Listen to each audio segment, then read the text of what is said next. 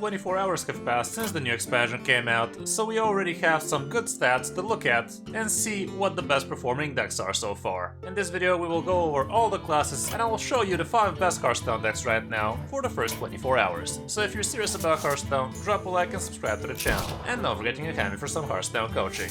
Now let's check out the decks. You are not prepared!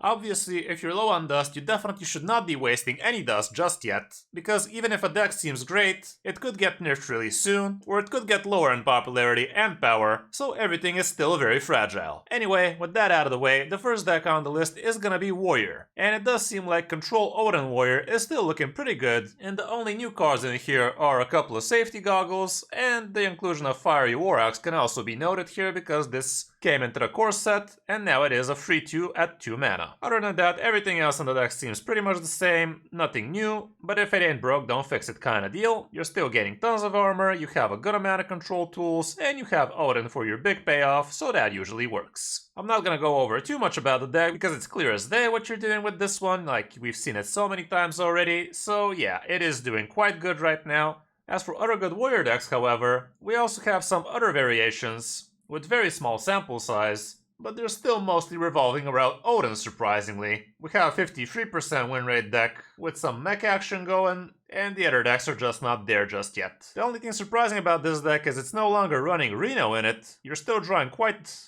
a lot of cards, but so far this seems to be the best performer for the class. Moving down to Death Knight, we have Rainbow Death Knight, which is also performing extremely powerfully, and it's actually the most popular deck with above 60% win rate, so it's definitely doing quite good. This variation is not relying on hand buffing, but more on corpse expenditure with things like Corpse Farm. We're also running the Stitch Giants, which drop down to 0 even as soon as turn 5. There's also the new Dr. Stitch Incel, the Headless Horseman is in here as well, and we also have the new Rainbow Seamstress. Something a lot of people actually don't realize is, even though Rainbow Seamstress does have Rush, Lifesteal, and Reborn, once you actually slap with her, she no longer has either of those things. So don't expect this to be a 6 damage removal like that, or a 6 damage healer, because the effect is actually Battle Cry, so you're only getting a free one do nothing afterwards, so keep that in mind. We still have tons of card draw with the somewhat nerfed Acolyte of Death, which nowadays is only a 2-4 instead of a 3-4. We also have the Poison Guy, which works great with crop rotation, or with your mining casualties. We have some Gold Banner and Chill Fallen Baron for a lot of card draw. Primus is in here. And Reska is also still very annoying. Climatic Necrotic Explosion usually doesn't even come down to it in most games, if we gotta be completely honest. Like, you usually just overwhelm the opponent with some big Corpse Bride and Stitch Giants kinda deal. But it's also nice to have the explosion at the end. And you don't really want to be using this only as an OTK. Like, you could just control the board with it, a lifesteal a ton, and also fill the board with a bunch of idiots. It's kind of a bummer that the idiots don't do anything, like they're just vanilla bodies, no rush, no taunt, no nothing. But still, getting a full board of 8/8s like that, for instance, can definitely be decent. For other good Death Knights, we also have different variations of Rainbow Death Knight. This one is the more hand buff oriented. I already showed you a similar variation on the channel, which I didn't do that well with, but it seems it's actually doing quite well. We have other variations, again above 60%. Surprisingly, Plague Decay is not doing all that hot, even though there are quite a few Highlander decks out there. But yeah, right now Plague Decay, not that amazing it seems. I'm pretty sure something is gonna emerge at some point, but so far that ain't the case. On the number 3 spot we have Aggro Demon Hunter, and this is another deck I kinda showed you. Well, let's face it, it's kinda different, quite different, but you're still doing a bunch of weapon action. And the big payoff here is actually the Midnight Wolf, which you get to double up. You also have the Window Shopper, which gives you some cool demons like that. The Ball Hog is also in this one, the Umpire Grasp giving you some discounts and whatnot. With the Saloon Brewmaster you can get extra dogs like that or extra Window Shoppers. And we have a lot of outcast action going too, with things like Wayward Sage, Bartendobot, and things like that. Deck seems a little bit weird, honestly. It doesn't look as intuitive as the one I showed you already, but it definitely has some decent stats. It's above 500 games for 24 hours with above 60% win rate, so it's still decent. And it's actually the only working Demon Hunter deck right now, so keep that in mind, at least with enough stats. I definitely did like the deck I played as well, and I already showed you on the channel, so you might want to give that one a check as well. But yeah, this is the proven deck so far for the class. On the number 4 spot, we have Mining Mage of all things. And this is basically Sith Mining Mage with a Puzzle Master Khadgar slapped into it. I haven't heard too many great things about Khadgar. He is supposed to be working like somewhat of a Zephyrus, but hasn't been panning out as well. Like, I haven't really seen it in action myself, but I have been hearing some tweets that it ain't doing as amazing as it should, but I don't know, seems like it's actually doing quite fine. We also have a couple of hidden objects in this one, and this is actually not that amazing nowadays because Objection left the chat. The only real big secret right now is just a counterspell, but it still helps you prolong the games and whatnot, so there's that too. We have the whole mining package in here, and we have audio amplifiers, so you can actually get access to 11 mana for really big Sith Mage combos. But yeah, all around it's already quite the known archetype, so no need to talk about it too much. Mage actually has quite a few archetypes populated already. We have things like Elemental Mage emerging. Doesn't have 60% win rate, but it's definitely looking quite playable. The new Sleet Skater definitely feels hella strong. But yeah, actually the rest of the decks are populated, but hella bad. And thank God for that random bullshit mage is actually quite bad so far. Definitely don't like to be having decks like that being meta. And so far it seems like they're losing more than winning, so I'm okay with that. And the last deck on the list is going to be Control Warlock, which a lot of people thought is going to be a meme, myself included honestly. But yeah, apparently Wheel of Death is working quite nicely with the help of things like Phantoman, Reno, and Sergiris. So yeah, you slap the Doomkin after that Wheel of Death, and then you play some big men, and the opponent can't really handle you as much it seems. You also have Symphony of Sin that can give you a bunch of stuff to keep on drawing afterwards. That would be quite powerful. And you're basically a control deck for the first half, so there's that too.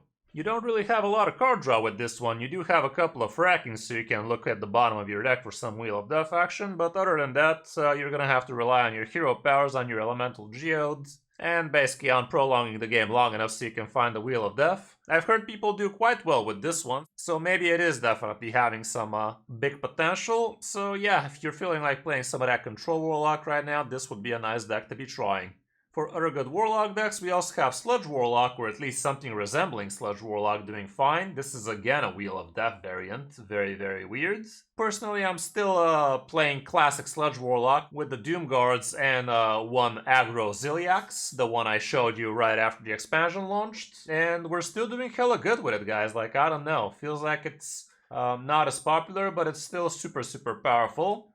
Seems like Hand Warlock so far is kind of ass. So yeah, Control Warlock seems to be best, but trust me, Sludge Warlock is still strong as long as you know how to play it. That's it for the 5 best decks. Now let's check out the classes we haven't mentioned, starting off with Druid, and so far, Druid has been a tough nut to crack. I've seen quite a few people try and fail miserably with it against us. There is definitely some potential to the Spell Power Druid. It does have some good OTK options, but it's not gonna be an easy deck to pilot, and people probably still haven't found the perfect 30 for it anyway. So, so far we're under 50 there. With Hunter, Aggro Demon Hunter is actually doing hella fine. I almost included this list. It is running quite a few of the new cards. It's relying on some of them RC Rampage doggos. It's running Hemet, Mooklin in the house. And yeah, seems like it's an interesting list with good potential. We also have Death Rattle Hunter doing okay-ish. It's also running King Plush. So that's also an option you could delve into. A lot of people already tried it. 54% win rate, not that amazing, but far from horrible. With Paladin, right now only Mining Pally has some sample size, very low sample size actually. A lot of people have been saying Handbuff Pally is great. So we tried it, it's not bad, that's for sure. But it's not an absolute meta breaker like some people thought. But yeah, I do believe Pally is gonna be a strong class this expansion with the cards we're seeing so far, so give it some time. I'm sure on the next top 5 in a couple of days from now, we should be seeing some more Pally lists here. As for Priests, seems like the Dragon Priest is not super, super OP. Here's the most populated list for the class. It's running a bunch of dragons basically, getting the Zerimi action going, and it has some overkill in it as well. It has a ton of card draw, playing the giants as well. Like, it is a weird deck, but basically you want to be playing a bunch of dragons and then play the extra turn guy plus a couple of Playhouse Giants, and that way that's like 20 damage from nowhere. So that could help. Also, Automation Priest seems to be somewhat fine, but nothing too amazing just yet.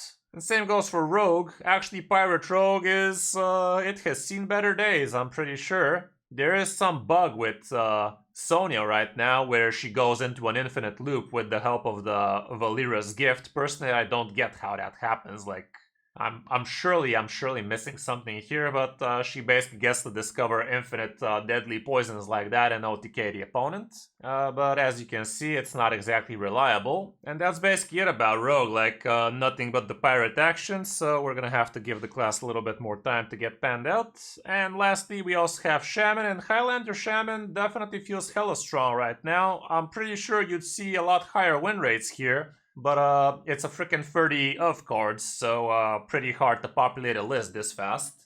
But yeah, definitely don't sleep on Highlander Shaman, it's feeling real strong. You don't have an actual super clear win condition with Shaman, but you basically are a powerhouse with a lot of control, with a lot of value, with a lot of everything, so definitely not the hardest thing to win with right now. It is obviously expensive, as many Highlander decks are, but if you have the cards, definitely a lot of good options for Shaman right now to be Highlander. Elemental Shaman so far hasn't really been picking up, same with this big nonsense Shaman. And Nature Shaman, it does have the capability to do some OTKs, but so far it's under 50, so probably stay away from it.